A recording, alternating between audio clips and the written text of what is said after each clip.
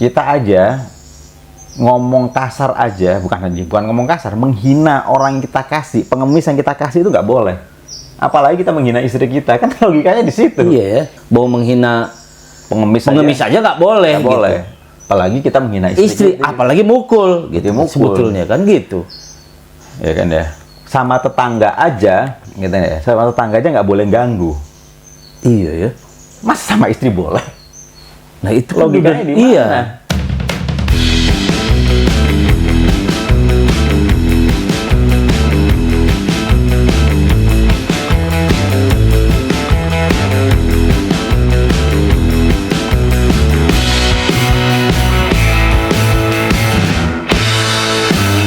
Assalamualaikum warahmatullahi wabarakatuh. Gua apa belibet. Assalamualaikum warahmatullahi wabarakatuh. Udah kelamaan ngomong assalamualaikum ya. Enggak, karena gue excited sama temanya. Excited sama temanya. Gimana, sehat? Semoga tetap sehat ya. Tetap semangat dalam beraktivitas. Woi. Basa-basi.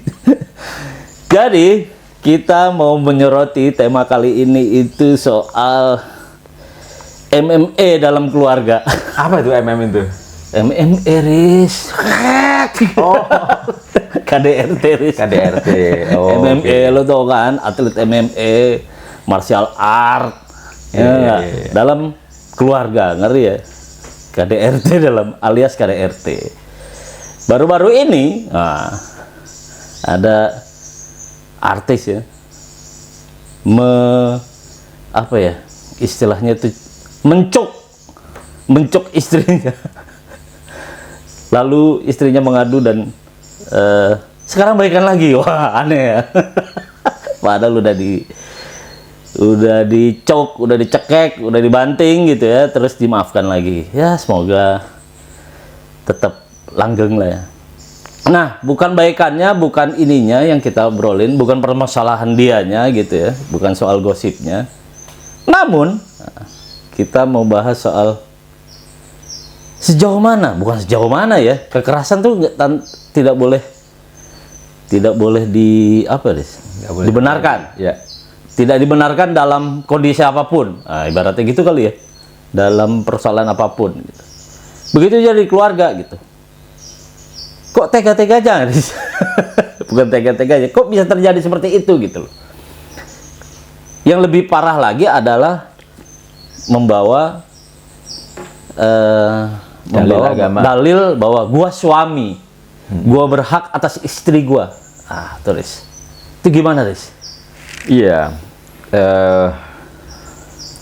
Mungkin kalau masalah soal KDRT, kenapa terjadi kekerasan, terus kenapa hal itu, gue nggak bisa ngomong karena gue bukan ahli psikologi. Nah, psikolog ya. Gue bukan psikolog ya, dan gue nggak pernah belajar hal seperti itu. Tapi mungkin yang gue mau sorot adalah beberapa orang yang melakukan kekerasan dalam rumah tangga itu memakai dalil agama seperti yang lu bilang tadi ya. Tinjauannya agama lah. Tinjauannya agama. Oh, kan ada hadisnya dibolehkan memukul istri, kan ya.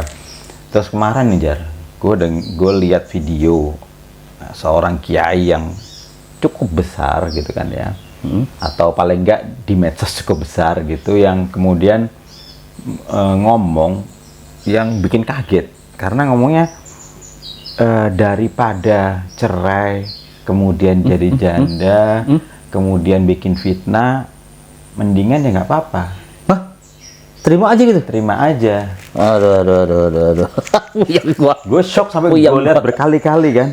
Salahnya di mana? Ini enggak, editan bukan? Editan bukan. Terus kemudian apa gue salah mahamin gitu kan ya? Masa sih seorang kiai sekelas dia gitu kemudian mengucapkan hal seperti itu gitu kan ya? Aduh.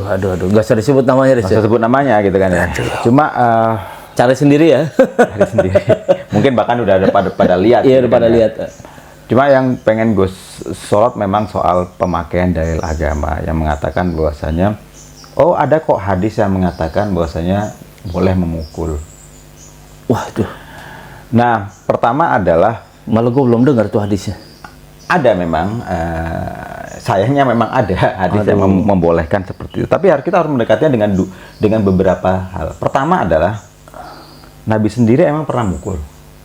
Wah, ini udah paling tinggi menurut gue. Iya kan? Hah? Contoh paling tinggi kan? Kalau mau pakai dalil-dalilan, Iya. Nabi memang pernah mukul. Nah, itu gue yakin 100% nggak pernah. Nggak pernah mukul, gitu kan ya. Nah, kemudian yang kedua adalah ada beberapa dalil, bahkan yang di Al-Quran, yang memang penerapannya di saat ini harus ditinjau ulang. Misalnya nih, ada tentang perbudakan. Boleh nggak perbudakan dalam Islam? Di Quran ada. Ya kan? Namun kita harus lihat bahwasanya di Al-Quran itu adalah waktu itu semangatnya itu bukan perbudakan, bukan mengadakan perbudakan. Semangatnya adalah mengurangi. Jadi ada beberapa hukuman yang bisa dilakukan dengan membebaskan budak. Semangatnya adalah itu. Semangatnya itu ya. Tapi apakah masih ada perbudakan yang ada di dalam Islam? Masih ada hukum-hukum untuk untuk budak perempuan gimana? Hukum untuk budak laki gimana? Itu masih ada. Semangatnya bukan menindas lah ya sebetulnya. Semangatnya bukan itu, tapi memang belum selesai kan. Semua hukum dalam Islam itu tidak dilakukan dengan serta-merta. Aisyah pernah bilang bahwasanya kalau pertama kali ayat turun Quran itu adalah jangan mabok, itu nggak ada orang masuk Islam. Oleh karena itu larangan untuk minum alkohol itu bertahap. Bertahap ya. Demikian juga larangan misalnya untuk yang perbudakan juga bertahap ya kan ya. Nah, sehingga semangatnya harus semangat itu. Demikian juga kekerasan terhadap perempuan. Banyak sekali ayat yang semangatnya adalah ingin mengurangi sedikit demi sedikit. Tapi kita tahu itu 1400 tahun yang lalu, Jar. Ini mengurangi apa kalau yang mengurangi perempuan? Mengurangi dominasi laki-laki terhadap perempuan. Iya. Ya kan? Kalau dulu zaman jahiliyah misalnya, zaman jahiliyah anak perempuan nggak dapat warisan sama sekali. Iya, sama Islam dikasih setengah. Oh. Ya kan ya? Dibandingkan laki-laki. Tapi apakah kemudian kita harus pakai itu? Ya nggak bisa. Kalau misalnya nggak mesti. Iya. Ya kan ya? Kalau sekarang kita dengan saudara kita bilang oke, kita bagi rata aja. Ya, itu nggak apa-apa. Semangatnya adalah semangat tadi itu. Iya. Menjaga keharmonisan keluarga gitu. Nah, dan juga semangatnya adalah bagaimana supaya sedikit demi sedikit perempuan itu mendapatkan haknya yang di zaman jahiliyah dulu itu tidak boleh sama sekali. Ya kan ya? Jadi semangatnya yang itu yang harus jadi kalau dalam istilah fikih itu ada maqasidus syariah, tujuan pensyariatannya. Jadi jangan dilihat hukum itu hukumnya saja, tapi dilihat ini nih trennya lagi mau ngapain sih Islam. Jadi nggak kaku sebetulnya, Riz ya? Iya, justru harus terus progresif. Harus luas ya. Harus mengikuti bukan mengikuti zaman ya, tapi mengikuti tren yang dibawa memang oleh Islam. Islam kan maunya kan tadi kita kayak perbudakan itu kan maunya kan ke arah mengikuti persoalan kali enggak, Riz ya? Mengikuti semangat yang dibawa oleh Islam. Iya. Semangatnya kan semangat membebaskan manusia dari dominasi manusia yang lain. Iya. Semangatnya itu. Iya, benar. Perbudakan diiniin, gitu kan ya. Terus kemudian perempuan juga sedikit demi sedikit diberdayakan. Kalau memang pada waktu itu belum selesai, ya kan ya, itu karena memang nggak bisa mengubah masyarakat langsung dalam sekejap. Gitu kan. Sehingga memang perlu waktu. Tugas kita sekarang adalah bagaimana membuat Islam ini lebih manusiawi, ya kan, lebih terlihat. Itu dua hal itu. Jadi kita nggak bisa melakukan. Yang ketiga adalah ada hadis lain yang mengatakan kalau ada orang menyakiti orang lain, ya kan ya, nanti orang itu akan mendapatkan balasan yang sama dengan itu di akhirat. Artinya kalau lo mukul istri lo akan dipukul juga, gitu kan ya. Akan mendapatkan balasan. Jadi nggak ada pembenaran. Tidak ada pembenaran terhadap KDRT. Jadi kalau memahami ayat sebetulnya, Riz ya, ini memahami ayat ya, karena ya ini berhubungan sama kiai tadi. Gitu. Memahami ayat itu sebetulnya sepotong atau emang perlu disandingkan dengan ayat-ayat lain, Riz? Harus disandingkan dengan ayat lain. Harus ditunjang gitu ya. Harus holistik. Nah, jadi holistik ya. Jadi harus kajiannya harus penuh. secara keseluruhan. Ayat tuh nggak bisa dipisahin satu dengan yang lainnya. Nah, kayak tadi misalnya ya, daripada zina misalnya, mendingan dibiarin ya nggak bisa dong. Nggak bisa, karena begini. Atau daripada menjaga keharmonisan tadi, daripada keharmonisan hancur, udah terima aja gitu. Ya nggak bisa juga. Karena begini, kekerasan itu kita nggak tahu, kita nggak pernah tahu ujung dari kekerasan itu di mana. Buat sesuatu yang nggak tahu ujungnya nih. Kayak misalnya begini, Kekerasan. ada suami keras terhadap melakukan kekerasan terhadap istrinya, ya kan ya. Pertama dia mukul, nampar gitu kan ya. Iya. Kedua dia mukul, ketiga dia banting gitu kan. Kita nggak tahu ujungnya di mana ini.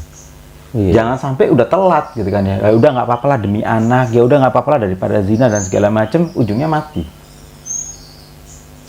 Itu nggak bisa kita membenarkan. Wah, nggak bisa. Atau nggak mungkin mati lah karena dia cuma nampar-nampar. Nggak bisa juga. Iya, nggak bisa diukur ya kekerasan Nggak bisa itu diukur. ya. Dan juga ada efeknya, dampaknya itu kan bukan cuma dampak fisik. Harus ada kalau kita lihat juga dampak dari psikologis. Psikologis terhadap perempuannya itu sendiri yang kena. Belum kalau ada anak. Belum ada anak. Ya kan ya. Anak itu akan tumbuh dengan pembenaran terhadap kekerasan itu. Orang yang waktu kecil melihat kekerasan di sekitarnya, dia cenderung untuk melakukan kekerasan yang sama ketika dia besar. Walaupun nggak mesti ya, dia bisa tapi ada kecenderungan untuk itu, potensi untuk kesana itu ada.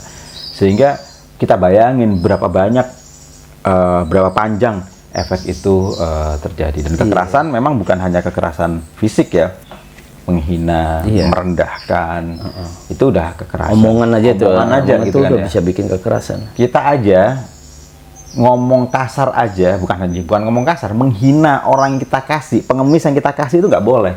Apalagi kita menghina istri kita, kan logikanya di situ. Iya, maksud gua, jadi ayat itu nggak, kalaupun ada kan harus sesuai dengan kondisi gitu ya. Iya.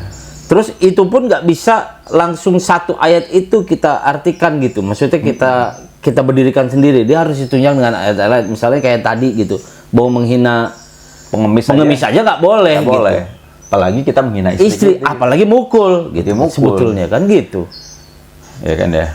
Sama tetangga aja, gitu ya. Sama tetangga aja nggak boleh ganggu. Iya ya. Masa sama istri boleh? Nah itu logikanya di mana? Iya. Hal-hal gitu kan ada di Al-Quran gitu kan. Nah, misalnya ada hadis lagi juga mengatakan bahwasanya menyingkirkan duri dari jalanan itu adalah salah satu cabang iman. Itu buat orang. Buat orang yang belum tentu juga nginjek. Nah, sekarang ada orang di depan kita yang mencintai kita, yang kita cintai, kita gaplokin. Itu masa lebih justru di luar akal sih. Di luar akal kalau misalnya itu dibolehkan. Jadi nggak ada pembenaran sebetulnya. Nggak ada pembenaran. Itu di luar logika. Masa menyingkirkan duri di jalan aja yang belum tentu kena orang. Betul.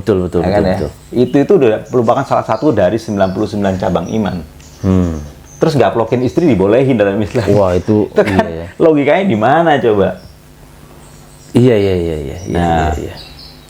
Kalau ada yang masih membenarkan tuh ya, logikanya di mana lu gitu ya? Logikanya di mana? Jadi ketika ada orang, nah sekarang kan permasalahan kemudian kalau misalnya ada saudara kita, ada teman kita curhat ke kita, dia mendapatkan kekerasan, apa yang kita lakukan? Itu Riz. Ya kan, ya? Gua ada beberapa itu Riz. Ada beberapa kan? Gue juga beberapa kali ditanya sama orang gitu kan ya. Kalau itu kan serba salah ya, kita ditanya sebagai orang luar kan serba salah. Satu adalah kalau kita anjurkan supaya bercerai, kok kita menganjurkan sesuatu yang nggak disukai oleh Allah? Iya. Kalau kita menganjurkan supaya dia nggak bercerai, kok kita membiarkan kekerasan gitu kan ya. Nah, kalau gue sih sejauh ini gue akan bilang pisah aja, terserah atau gimana ya. Tapi memang itu lebih baik karena kalau dalam usul fikih itu ada penting nih. Ada prioritas. Prioritas di dalam suatu hukum. Sama-sama haram nih, ya kan? Sama-sama haram. Tapi yang mana yang kita duluin? Ini bukan berarti menghalalkan yang haram kan? Apalagi kalau misalnya cerai itu kan halal. Iya, betul. Cerai itu halal. Bukan saya mengenaikan perceraian, tapi ada dua hukum di sini yang harus kita lihat prioritasnya. Bercerai atau ya kan ya, membiarkan orang lain dianiaya, dizolimi. Kita harus milih nih. Ya gue akan memilih lebih mendingan bercerai. Ini dalam kerangka zolimi ya, bukan zolimi. Kerangka beda pendapat lah, apa ntar takutnya dijadiin pegangan kan. Oh cerai halal, padahal cuma berbeda pendapat dikit lo apa kan, atau emang lo ada selingkuhan di luar, lo cerai. Itu masalah lain ya. Jadi ini kerangkanya ke kerangka zolimi, kekerasan ini. Ya, dalam rangka kekerasan. Jadi memang ada hadis yang mengatakan abghadul halal indallahi at-talaq ya. Halal yang paling dibenci oleh Allah itu adalah bercerai. Tapi tetap hukumnya halal. Oh iya. Ya kan ya? Nah, sedangkan tadi hukum ini, nanti kalau misalnya bercerai, kalau yang kayak kata-kata si Ustadz tadi, si Kiai tadi, kalau bercerai dia nanti dapat fitnah, berzina. Loh, siapa bilang orang bercerai langsung berzina? Itu nggak masuk akal itu, Riz. Nah, itu nggak masuk akal. Karena ada stereotip. Dia bilang kalau menjanda nanti bikin fitnah. Itu kan dugaan dan stereotip. Itu ngaco itu sih. Stereotip bahwasanya orang punya stereotip buruk terhadap janda. Iya, betul. Itu yang juga hal lain ya. Hal lain dari kesalahan kita dalam melihat teman-teman sendiri. Nah, hal yang lain juga yang membuat orang kemudian tidak mau menyatakan atau menceritakan kekerasannya adalah, ini juga nih, sering banget nih, banyak ustadz yang bilang, jangan diceritain aib keluarga sendiri. Ya kan deh? Langsung ditelan mentah-mentah ya? Langsung ditelan mentah-mentah. Wah, ini aib keluarga gue nih. Suami gue melakukan ini nih, aib keluarga gue. Jadi gue nggak usah nyebarin-nyebarin kemana-mana. Beda. Ini yang dimaksud beda kali ya? Beda. Aib itu kayak misalnya lo kentut sembarangan. Nah, iya itu. Ini iya. Taruh di sini gitu. Iya, ini beda persepsi ini sih. Gitu kan ya. Atau salah mengartikan ini. Paling buruk misalnya, bukan paling buruk lah, misalnya nggak mandi-mandi. Nggak mandi-mandi jorok. Itu aib gitu kan ya. Tapi kalau udah mukul itu namanya bukan aib, itu kriminal. Jarimah. Maki-maki gitu tuh sebetulnya udah bukan ini ya. Udah masuk gitu. Udah masuk gitu. Jarimah. Jadi ada aib. Aib itu dalam strata moral. Kita harus pahami itu. Aib itu dalam strata moral. Oh iya, bukan ini ya. Nah, jarimah itu adalah dalam strata pidana. Oh. Beda dong hukum. Beda. Yang satu ini masalah etika. Aib itu masalah etika. Nah, kan ya. Yang satu masalah pidana. Ini orang harus banyak tahu loh ini, karena pasti nyampur tuh. Dicampur perlakuan suami, perlakuan ini yang udah menurut gua misalnya dalam berhubungan dia selalu maksa padahal lagi nggak itu, sehingga terjadi kekerasan gitu dalam berhubungan gitu kan. Itu menurut gua itu udah kekerasan kan. Kekerasan. Dan bukan aib gitu, dan itu wajib di apa ya, kita cari solusi kan. Bahkan aib pun kalau misalnya diceritakan kepada ahlinya, kan ya, misalnya orangnya suka ngorok, gue bawa ke dokter, itu bukan aib dong. Iya, kan ya. Jangan sampai, jangan sampai kita terlambat dalam ngasih solusi untuk teman-teman yang menjadi korban KDRT. Gara-gara kita menganggap, oh ini aib keluarga, oh ini kita nggak usah sih campur-campur urusan orang lain. Nggak bisa mencampuri urusan rumah tangga. Itu adalah kalau misalnya mereka debat, ya kan ya, mereka berselisih pendapat soal memutuskan sesuatu gitu kan ya. Ya itu kita jangan campurin lah. Iya. Ya kan ya. mereka mau cerai gara-gara misalnya yang satu nggak tahan dengan yang lain dalam hal yang mungkin yang nggak bisa kita masukin. Tapi kalau sudah kekerasan itu ada unsur pidana.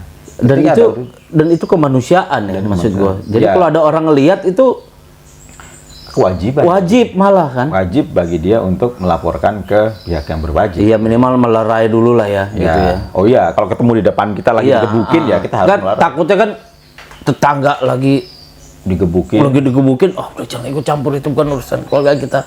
Ya, Bu, nggak bisa gitu. Menurut gua nggak bisa itu.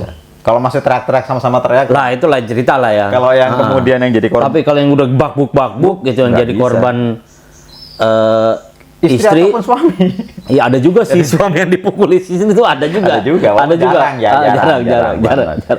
Tapi ya itu, jangan jadikan agama itu sebagai pembenaran. Al-Quran atau hadis, penafsirannya itu kadang-kadang tergantung apa yang kita mau. Al-Quran itu bisa menjadi kitab yang begitu kejam kalau kita memang di otak kita kejam. Wah, menarik ya. Jadi kalau misalnya, ada ayat tentang perang, ada. Dan kita bisa nafsirkan dengan semau kita, karena di otak kita adalah kekerasan isinya. Oh, iya. Karena jadi menjadi pembenaran. Iya. Persoalannya tuh yang stigma terjadi itu sudah ada di kepala, udah kepala. Kita cari pembenarannya di Al-Quran. Ada nggak sih mukulin istri gitu? Karena apa? Karena di kepala kita. Oh, ternyata ada. Jadi gitu. Jadi jangan berangkat dari sini. Berangkatnya dari ruh beragamanya dulu. Ruhnya itu apa? Ruhnya itu adalah rahmatan lil alamin. Itu sebetulnya kuncinya. Kuncinya di situ kan ya. Kalau untuk seluruh alam aja disuruh rahmat, kenapa nggak sama istri lo sendiri? Itu jauh banget padahal ya. Iya. Padahal jauh banget itu. Atau kalau misalnya masih mau ngotot mengatakan bahwasanya di Islam ada kekerasan, coba deh sebelum kekerasan berhenti dulu dan bilang Bismillahirrahmanirrahim dengan nama Allah yang Maha Kasih, yang Maha Sayang. Itu nggak akan terjadi. Nggak akan terjadi. Bismillahirrahmanirrahim dulu deh. Iya. Kan Bismillahirrahmanirrahim itu kan semua perbuatan kita kan pakainya Bismillahirrahmanirrahim. Kenapa? Karena memang semua perbuatan mau apapun dasarnya harus cinta kasih. Nggak akan terjadi, Allah aja Maha Kasih gitu ya. Iya. Dan bagaimana kita mau menambok? Wah, Bismillahirrahmanirrahim. Iya. Ini udah kacau, maksud gue udah makin menguatkan gitu loh, bahwa tidak ada anjuran kekerasan gitu ya dalam Islam kan. Iya. Aduh. Karena korban-korban tuh untuk cerita aja susah, Riz. Susah. Dia tuh sampai titik apa ya? Titik nggak kuat, baru cerita.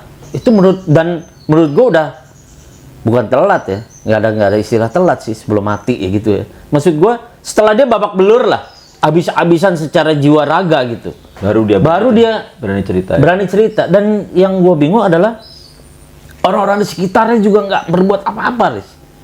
Bahkan orang tua, kakak-kakaknya, keluarganya gitu. Iya. Ya udah dia juga nggak bisa berbuat apa-apa gitu. Dan menurut gue pemahaman yang kayak kita bicarakan ini tuh mesti ada di mereka gitu. Iya. Dan juga kepada anak kita. Iya, dua punya anak perempuan, ya kan ya. Gue juga punya anak laki-laki. Iya kan, punya anak laki-laki. Iya. Gue misalnya ke anak perempuan gue, oke, kalau misalnya cari suami, yang penting gue sedang satu aja, jangan yang emosian, temperamennya, jangan temperamental, jangan yang suka mukul dan segala macam. Mau nggak ganteng dikit nggak apa-apa lah gitu ya, kurang-kurang dikit nggak apa-apa lah gitu kan ya. Mau kurang-kurang kaya dikit ya nggak apa-apa, nggak usah kaya gitu kan ya. Yang penting dia bisa ini, tapi yang penting jangan temperamental. Lo sekali ketika misalnya pada PDKT dia udah mulai ngomong kasar, tinggalin aja. Misalnya gitu. Iya sih, benar. Anak gue masih kecil, masih belum ke arah sana, tapi misalnya gede, gue itu aja. Karena itu yang nggak bisa kita jaga kan ya. Kalau misalnya dia kurang duit, masih bisa lah kita. Iya, benar. Bantuin kalau kita punya duit gitu kan ya. Kalau misalnya kurang apa gitu, masih bisa, nggak punya rumah, masih bisa tinggal di tempat kita. Tapi kalau digablokin, kita mau gimana? Dan kalau anak kita cerita kan. Iya, kalau anak kita cerita. Iya. Kalau dia takut sama kita kan, nggak cerita. Takut sama kita, takut sama dia, takut sama dia juga. Dia juga. Mudah-mudahan tayang ini berguna ya buat minimal buat orang-orang yang ada di sekitarnya, ya gitu ya. Mungkin yang mengalami mungkin berat banget gitu ya. Tetap semangat ya kalau ada yang nonton gitu ya. Bahwa dunia nggak sesempit itu, masih luas, masih banyak juga yang bisa diperbuat gitu ya. Terus buat teman-teman khusus kita juga ya, kalau di antara kita di sekitar kita ada yang seperti itu, sebaiknya bertindak lah ya, bertindak minimal misahin dulu, terus nyelamatin dulu gitu kan. Ya Jar, ada kesalahan kita selama ini dalam berinteraksi dengan orang-orang yang korban maupun pelaku KDRT. Banyakan kita itu yang ngomong ke korban KDRT yang sabar gitu kan ya. Padahal yang harus sabar itu bukan korbannya. Iya ya. Pelakunya yang harus sabar dong. Harus bisa menahan diri dari emosi. Benar. Jadi memang bukan itu salah. Sehingga akhirnya kita adalah kemudian menempatkan perempuan itu, korban KDRT itu sebagai orang yang gitu aja kok ini gitu kan. Selalu menjadi yang salah perempuannya. Sabar atas keadaan itu menurut gue keadaannya begitu, masalahnya gitu kan ya, kan harus berubah. Ya kan ya. Sedangkan si cowoknya misalnya nggak mau berubah, akhirnya mau gimana? Ya udah dipisah. Harus kasih solusi langsung tuh ya. Solusi langsung. Jangan normatif gitu. Iya. Langsung action maksud gua. Mungkin aja nanti dia berubah. Nah, itu nggak bisa. Aduh, nggak bisa ya. Biasa. Harus kasih action ya. Action langsung. Saya bukan menyarankan orang untuk cerai ya. Betul. Ini sama sekali enggak. Tapi dalam banyak kasus KDRT itu yang terjadi adalah si pelakunya nggak berubah, bahkan semakin menjadi-jadi. Iya. Ini kan konteksnya kita dalam kekerasan ya. Yang istri udah digebukin atau udah dikata-katain pakai bahasa apa gitu. Menurut gua maki-maki dengan pakai bahasa kasar yang udah binatang, terus udah menjorok, itu menurut gua udah kekerasan juga ya. Itu sih tinggal melayang aja tuh tangannya itu sih kalau udah kayak gitu ya. Itu lambat laun pasti bukul itu mah kalau udah gitu ya. Jadi menurut gua itu kekerasan gitu, dan harus action kita ya. Harus diberi solusi action gitu loh maksud gua. Jangan sampai terlambat, karena kalau terlambat udah babak belur. Dan secara mental, secara udah hancur itu akhirnya. Gitu ya, sekali lagi bukan kita menyarankan buat pisah kepada teman-teman yang lagi ribut ya rumah tangganya, tapi harus dilihat bahwa kekerasan tidak bisa diterima lah gitu. Tetap semangat buat yang teman-teman ini, kita sudahi aja deh, boleh. Gue main itu aja. Ya, tetap semangat buat teman-teman yang mengalami ya. Jangan ragu-ragu untuk bertindak, jangan mengambil keputusan gitu ya. Jangan juga terlalu terlena dengan keadaan gitu ya, untuk menyelamatkan keadaan lah apalah gitu ya. Justru untuk menyelamatkan nyawa menurut gua yang penting ya. Jadi itulah. Terus kepada teman-teman yang khususnya kita ya, kalau sekitar kita ada yang melihat kekerasan gitu, kita juga harus bertindak ya, minimal misahin lah gitu ya. Kalau si cowoknya maki-maki ya pasang badan dikit lah, bukan hero ya, tapi menurut gua ada orang teraniaya, harus kita tolong gitu. Ya, semoga berguna buat teman-teman semua. Tetap semangat. Assalamualaikum warahmatullahi wabarakatuh.